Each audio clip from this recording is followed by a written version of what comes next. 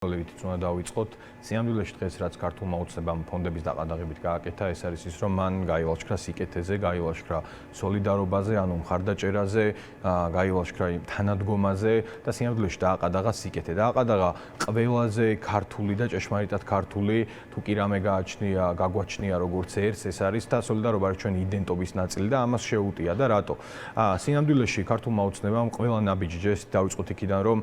ფონდებზე გალაშქრება და ფონდების დაყადაღება არის ძალიან ლოგიკური გაგრძელება იმ ქმედებებისა, რასაც უყურებთ ბოლო პერიოდში და ამაში მოულოდნელი არაფერი არ უნდა იყოს. რაც უნდა გვახსოვდეს არის ის, რომ საბოლოო ჯამში აქციაზე დგომას აქვს ფასი. აქვს ფასი როგორც პირდაპირი გაგებით, ასევე კი, აქვს ფასი როგორც პირდაპირი გაგებით, ასევე პოლიტიკური გაგებით და პოლიტიკური პრიზმით და სწორედ ამიტომ გაზარდა ის 10-ჯერ. ფასი აქვს რამდენიმე მიმართულებით, ეს არის პირველი პოლიტიკური, როდესაც ქვეყნის მთავარი გამზირი ყოველ დღე დამოუკიდებლად ყოველგვარი ორგანიზების გარეშე გულწრფელად გაბრაზებული ადამიანებით იკეტება, შენ ამ დროს ვინც არ უნდა იყოს ხელისუფლებაში, თავს არ გზნობ კომფორტულად და ეს მარტივად დადასტურებადია ნებისმიერ ყოფილ მაღალჩინოსანს ამ გუნდის თუ ყოფილი გუნდის რომ კითხოთ, საბოლოო ჯამში ამას დაგვიდასტურებენ. აქვს ასევე ამას მატერიალურ რესურსული ფასი და როდესაც შენ გიწევს ადამიანებს რეალურად უნდა გადაუხადო რაღაც ხელფასი ფული უნდა მისცე იმისთვის რომ ეს არალეგიტიმური ბრძანებები საბოლოო ჯამში უკანონო ბრძანებები შეასრულონ. უნდა იმუშაონ ზეგანაკვეთურად, ხო, სასამართლო გადატვირთულია, ვიცით. სწორედ ამის გადმოძახილი იყო მაგალითისთვის ერთი მარტივი მაგალითი, როდესაც შინაგან საქმეთა სამინისტროში საჩივრების განხილვისვა და ერთი თვიდან სამ თვემდე გაზარდეს და ეს ფაქტებიც ვნახეთ. საბოლოო ჯამში ამის გამო გაზარდა ამ პროტესტზე დგომის ფასი, ამის გამო შეუტია ფონდებსაც და ფონდებზე შეტევა ჩემთვის მე აქ სიმბოლიზმიც დავინახე, სიმბოლურიც იყო, იმიტომ რომ ზოგადად ქართული ოცნება მოქმედებს საბჭოთა საუკეთესო ტრადიციების ფარგლებში და 1921 წელს საბჭოთა რუსეთის მიერ საქართველოს ოკუპაციის შემდეგ არსებობდა ესეთი ფონდი, ერქვა ფონდი დღევანდელი გაგებით, იყო ორგანიზაცია, რომელიც იატაკქვეშეთში მოღვაწეობდა და ეს იყო საქართველოს პოლიტიკური წითელი ჯვარი, რომელიც ეხმარებოდა იგივე ფუნქციებს ითავსებდა, ეხმარებოდა პოლიტიკურ პატიმრებს, რეპრესირებულებს, დისიდენტებს და ამ ადამიანებსაც ზუსტად ესე ებრძვდნენ, აკავებდნენ, სხვა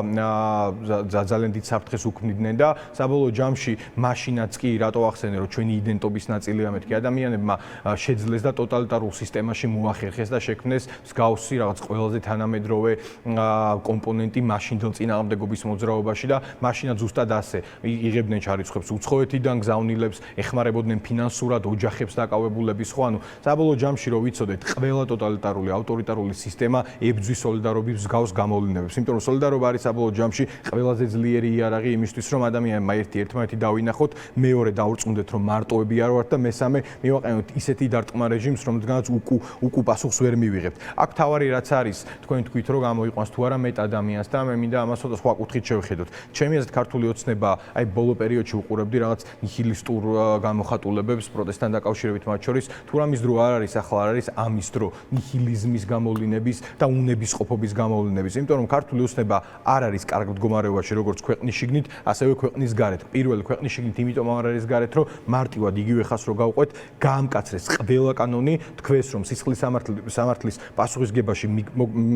მიეცემით თუ მაგალითთვის გადაკეტავთ თბილისის შემოსასვლელს და ამის გამო დაგაკავებთ, მაგრამ 10 საათში იმ ადგილზე მივიდა რამდენიმე ათასი ადამიანი მივედით და საბოლოო ჯამში გადავკეტეთ თბილისის შემოსასვლელი. ქვეყნის გარეთ ხედავთ, რომ სანქციები არ მოხსნილა, სტრატეგიული პარტნიორობა არ აღდგა ამერიკის შეერთებულ შტატებთან, მიუხედავად იმისა, რომ ცდილობენ რომ ყველანაირად გაეპრაჭონ ტრამპის ადმინისტრაციას და საბოლოო ჯამში ერთი კონტაქტიც ვერ შედგა მათთან, მიუხედავად იმისა, რომ ტრამპის ადმინისტრაციისგან და პირადად ტრამპისგან უკვე კონტაქტი იყო, როგორც ერდოღანთან, ასევე ფაშინიანთან, ასევე ალიევთან და ფაშინიანი საერთოდ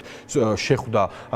ვიცე-პრეზიდენტს და რომ ვიცოდეთ საბოლოო ჯამში რისი მონაწილეებიც ვართ და რატომ გონია რომ მეტ ადამიანს გამოიყვანს. ჩვენ ვართ დიდ გლობალურ ბრძოლაში ვართ დემოკრატიასა და ავტორიტარიზმს შორის, თავისუფლებასა და საბოლოო ჯამში კოლონიალური გაგების მმართველობებს და რეჟიმებს შორის. ხო, ხედავთ სერბეთში, რაც მოხდა, 9 მილიონამდე ადამიანი გამოვიდა და პირველად სერბეთში და ყველგან გამჯდარია პრორუსული განწყობები, ანტირუსული მიდგომები კიდევ უფრო ზედაპლანზე ამოვიდა და ითხოვენ უჩიშის გადადგომას და ეს უკვე პერმანენტულად ხდება. ხედავთ რა ხდება სლოვაკეთში, როდესაც ფიცოს პოლიტიკურ დონეზე ერთის მხრივ პრობლემები აქვს და მეორეს მხრივ ხედავთ აქციებს იმასთან დაკავშირებით, რომ სლოვაკეთი ევროპაა და აპროტესტებენ სიამდილეში ფიცოს პრორუსულ პოლიტიკას. საბოლოო ჯამში ხედავთ იმას, რომ რუმინეთში გამოვიდნენ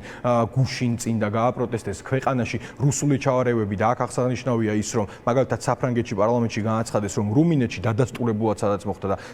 საქართველოში არჩევნების პერიოდში რუსეთის ჩარევა მოხდა და ეს კიდევ ერთი დასტური არის იმის რომ 26 ოქტომბრის არჩევნები იმიტაცებული იყო რუსულ სტილში. ხედავთ რა ხდება რეალურად მოლდოვაში, სადაც რუსეთი დამარცხდა მათ შორის სირიაშიც და საბოლოო ჯამში უნდა გავითვალისწინოთ რომ როდესაც სომხეთი აფორმებს სტრატეგიულ პარტნიორობას ამერიკის შეერთებულ შტატებთან და მათ შორის იწყებს ევროინტეგრაციის პროცესს და შენ აი ამ გეოპოლიტიკურ დიდ დაპირისპირებაში ხარ ასევე ამ ბრძოლის ნაწილი, ჩვენ დარწმუნებული ვარ რომ მოვახერხებთ იმას რომ ამ ბრძოლას მივიყვანთ ბოლომდე და მართლა ბოლომდე გავალთ, რაც გახდა ერთ-ერთი მთავარი სლოგანი ამ გამოსვლების და გავალთ ბოლომდე, იმიტომ რომ ეს ქვეყანა არ იქცეს კადიროვის ჩეჩნეთის მეორე გამოვლინებად უკვე რუსეთისთვის. ყველაზე მეტად ამას გაგონებთ დღევანდელი. კი, ამას მაგონებს, იმიტომ დღევანდელი საქართველო ამას არ მაგონებს. დღევანდელი საქართველო მაგონებს საქართველოს, რომელმაც პირველმა მოითხოვა მაგალითად საბჭოთა კავშირში დამოუკიდებლობა და აი გადამდები და ვირუსულად გადამდები აღმოჩნდა სხვა რესპუბლიკებისთვის და რომლებაც შემდეგ უკვე მოიპოვეს დამოუკიდებლობა. პირველები ვიყავით, ესეც არ უნდა დაგვაუწყოს. დღევანდელი საქართველო მაგონებს რეალურად ბრძოლის მოედანს იმისთვის, რომ ადამიანებმა არა უბრალოდ რაღაც ევროკავშირი აბსტრაქტულად წარმოიდგინონ და ევროკავშირის წევრები გავხდეთ იმისთვის, რომ ყველა ისიკეთე მივიღოთ, არამედ ერთხელ და სამუდამოდ ეს ქვეყანა ჩავხსნათ რუსეთს, ჩვენც აღმოჩნდეთ უსაფრთხოების იმ ფარდის მიღმა, რომლის ნაწილიც უნდა ვიყოთ და ვიყოთ აღმოსავლეთ ევროპის იმ უსაფრთხოების ქოლგის ქვეშ საბოლოო ჯამში ევროკავშირში და ნატოში, რომელიც საბოლოო ჯამში მოგვიტანს გარანტირებულ უსაფრთხოებას, იმიტომ რომ ჩვენ გვახსოვს რა მოგვიტანა რუსეთთან ერთ-ერთზე დარჩენამ, რა მოგვიტანა ალიანსების და დიდი პოლიტიკური მეგობრების და ოჯახების გარეშე ყოფნამ და ეს იყო მაგალითად აფხაზეთის ომი. ამიტომ გვჭირდება ჩვენ ევროკავშირი და ნატო იმისთვის, რომ ვიყოთ ყველაზე დიდი ბაზრების, ეს თქვა, გქონდეთ ცდომა ყველაზე დიდ ბაზრებს, მაგალითად ევროკავშირის 450 მილიონიან ბაზარზე, სადაც სხვათა შორის პირდაპირ საქართველოში წარმოებული პროდუქციის გატანა დავიდა მინიმუმამდე დაახლოებით იმ წერტილამდე, რომელიც იყო 2015 წელს, აი როდესაც უკვე ახალი გაფორმებული ქონდა თავისუფალი ვაჭრობის ხელშეკრულება. ამიტომ მე მგონია რომ საბოლოო ჯამში აქ ადამიანებს გათავისებული აქვთ ერთი რომ მიღმა რაღაც